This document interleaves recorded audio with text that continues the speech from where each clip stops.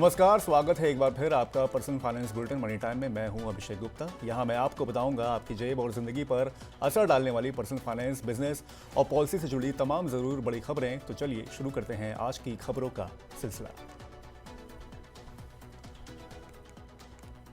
वाहन निर्माता company Stellantis India ने जनवरी से जीप तथा सिट्रॉन मॉडल की कीमतें बढ़ाने की घोषणा की है। कीमतों में यह वृद्धि करीब 2% तक की जाएगी। बता दें कि कंपनी जीप ब्रांड के तहत कंपास, मेरिडियन, रैंगलर, रूबिकॉन जैसे मॉडल पेश करती है।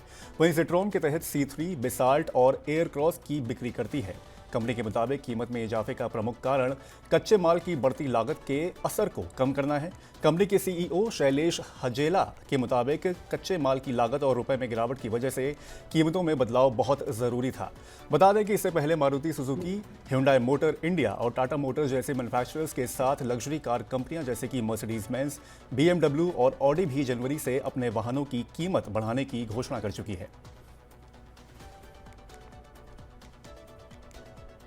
केरारो इंडिया लिमिटेड ने अपने 1250 करोड़ रुपए के IPO के लिए 668 से 704 रुपए प्रति शेयर का प्राइस बैंड तय किया है। कंपनी ऑफ हाईवे वाहनों के साथ साथ कृषि और मैन्युफैक्चरिंग टूल्स के लिए ट्रांसमिशन सिस्टम बनाती है। केरारो इंडिया लिमिटेड ने मंगलवार को बयान में कहा कि कंपनी का IPO 20 दिसंबर को खुलेगा और 24 दिसंबर को बंद होगा। एंकर निवेशक 19 दिसंबर को शेयरों के लिए बोली लगा सकेंगे। IPO दस्तावेजों के अनुसार केरारो इंडिया का IPO पूरी तरह से केरारो इंटरनेशनल SE द्वारा 1250 करोड़ रुपए मूल्य का OFS है। इसमें कोई नया इशू नहीं है। IPO से हासिल पूरी राशि कंपनी के बजाय सीधे केरारो इंटरनेशनल SE को ही मिलेगी। भारत में सोने के आभूषणों की खपत में वृद्धि आने की संभावना है। हालांकि ये वृद्धि मात्रा में नहीं बल्कि कीमतों में तेजी के कारण दिखाई देगी। यानी कि सोने की कीमतों में जोरदार वृद्धि के कारण यह तेजी आई है। मंगलवार को जारी रेटिंग एजेंसी ICRA की एक रिपोर्ट में कहा गया है कि मूल्य के लिहाज से घरेलू सोने के आभूषणों की खपत में चालू वित्त वर्ष में वृद्धि जारी रहने की उम्मीद है और इसमें 14 से 18% की वार्षिक वृद्धि होने की संभावना है। रिपोर्ट में कहा गया है कि वित्त वर्ष 2025 में अनुकूल प्राप्तियों के कारण सोने के आभूषणों की खपत में 14 से 18% की वृद्धि होने का अनुमान है। 2023-24 में सोने के आभूषणों की खपत में 18% की वृद्धि देखी गई थी, जो मुख्य रूप से प्राप्तियों के कारण थी, जबकि मात्रा में वृद्धि धीमी थी। चालू वित्त वर्ष में अब तक सोने की औसत कीमत में 25% की तेज वृद्धि हुई है।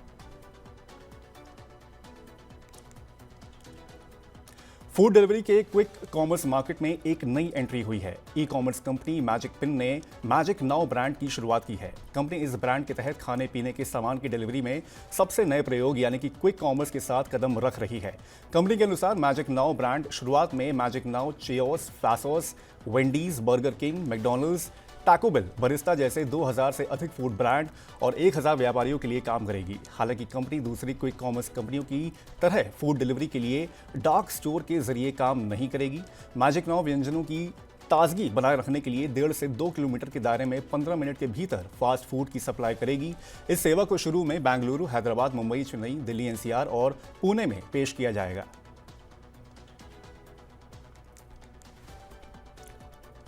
मारुति सुजुकी ने एक और रिकॉर्ड अपने नाम किया है। कंपनी ने 2024 में पहली बार एक कैलेंडर ईयर में 20 लाख वाहनों का उत्पादन किया है। सिर्फ भारत ही नहीं बल्कि पेरेंट कंपनी सुजुकी मोटर की दुनिया भर में सभी इकाइयों में मारुति सुजुकी सबसे अधिक उत्पादन करने वाली इकाई बन गई है। कंपनी ने कहा कि अर्टिगा कंपनी की मानेसर प्लांट की उत्पादन लाइन से निकलने वाला 20 लाखवां वाहन था।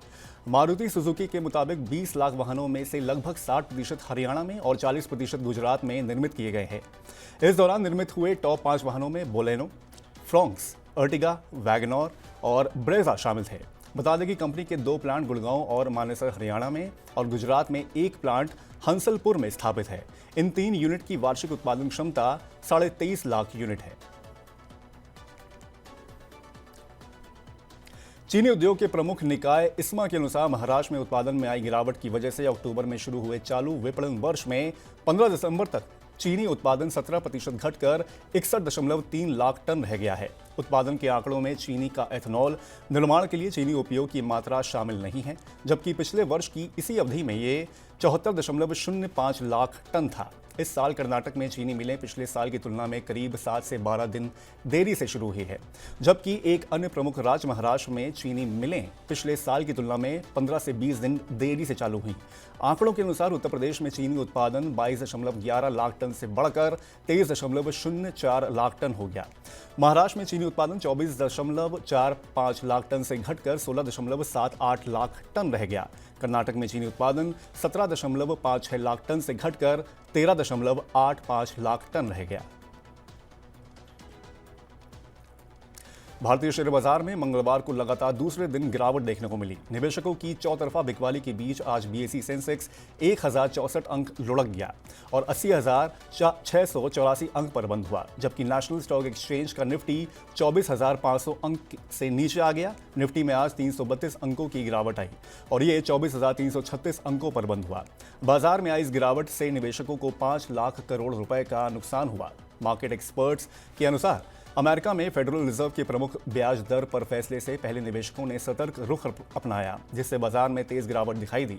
सेंसेक्स में शामिल 30 शेयरों में सभी नुकसान में रहे। भारतीय Airtel, IndusInd bank, JSW steel, Tata consultancy services, Asian paints, Larsen and turbo, Reliance industries और एचडीएफसी बैंक में सबसे ज्यादा गिरावट आई। एशिया के अन्य बाजार की बात करें तो दक्षिण कोरिया का कॉस्पी, जापान का निक्केई, चीन का शंघाई कंपोजिट और हांगकांग का हैंग सेंग भी गिरकर बंद हुए। लगातार रिकॉर्ड बना रहा भारतीय रुपया 1 पैसे की बढ़त के साथ अमेरिकी डॉलर के मुकाबले 84.90 पर बंद हुआ। विदेशी मुद्रा कारोबारियों के मुताबिक अर्थव्यवस्था में मंदी तथा आयातकों व विदेशी बैंकों की ओर से डॉलर की अधिक मांग की वजह से रुपए के दबाव में रहने की आशंका है। घरेलू बाजार में नरमी का असर भी स्थानीय मुद्रा पर पड़ा। विदेशी मुद्रा विनिमय बाजार में रुपया 84.89 प्रति डॉलर पर खुला। इसने कारोबारियों के दौरान 84.93 प्रति डॉलर के सर्वकालिक निचले स्तर को छुआ। अंत में ये 1 पैसे की बढ़त के साथ 84.90 प्रति डॉलर पर बंद हुआ। इससे पहले रुपया सोमवार को 11 पैसे की गिरावट के साथ 84.91 प्रति डॉलर के सर्वकालिक निचले स्तर पर बंद हुआ था। इस बीच 6 प्रमुख मुद्राओं के मुकाबले अमेरिकी डॉलर की स्थिति को दर्शाने वाला डॉलर सूचकांक 0.17% की बढ़त के साथ 107.03 पर कारोबार कर रहा था। तो ये थी आज की प्रमुख खबरें। अब वक्त हो गया है आपसे विदा लेने का। अब आपसे होगी कल मुलाकात। पर्सनल फाइनेंस से जुड़ी खबरों को पढ़ने, सुनने और उनसे जुड़े खास कार्यक्रमों को देखने के लिए आप मनी9 के यूट्यूब चैनल को जरूर कर लें सब्सक्राइब। आज का हमारा मनी टाइम आपको कैसा लगा नीचे कमेंट करके हमें जरूर बताएं। अभी दीजिए मुझे इजाजत। नमस्कार, शुभ रात्रि।